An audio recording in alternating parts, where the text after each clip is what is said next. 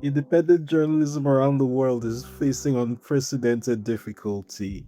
Or at least that's what some would have you believe. Following the news that US President Donald Trump's latest target for defunding in his ongoing draining of the swamp is the United States Agency for Global Media, which is the little-known agency behind the Voice of America and its affiliate media platforms such as Radio Televisión Marti, a Spanish-language radio and television network that broadcasts pro-US propaganda 24/7 into Cuba. Radio Free Europe, a radio station founded during the Cold War, which broadcasts pro-US propaganda into 23 countries across the former Soviet bloc and Central Asia, Radio Free Asia, which does something similar in South and East Asia, and Middle East Broadcasting Networks, which does something similar in the Gulf region.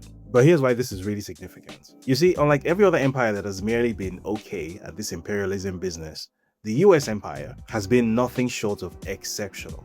It has been able to get away for decades with running the most expansive and powerful empire in the history of humanity, without even being recognized as an empire. And the key to this was the deployment of VOA and its affiliate media platforms. With a generous budget for these mouthpieces and constant, steady repetition of propaganda over the years, the US government successfully convinced a large segment of the world's population that America stands for freedom and democracy and free markets. And by keeping this powerful web of narrative control and state propaganda, which was egregiously mislabeled as independent journalism, going, the US government has been able to get away with occupying most of the inhabited world with its military, with over 750 military bases across 80 countries and territories, all the while claiming that it's doing that to promote freedom and liberty.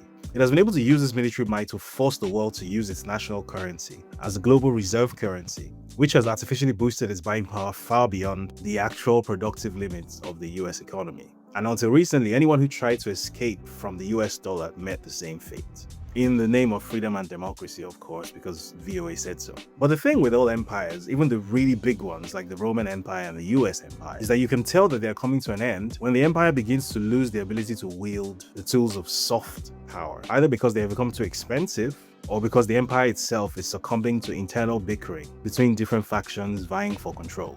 And at this point, due to something called Imperial overstretch or Imperial overreach, parts of this big machine start falling off, like USAID and the Voice of America.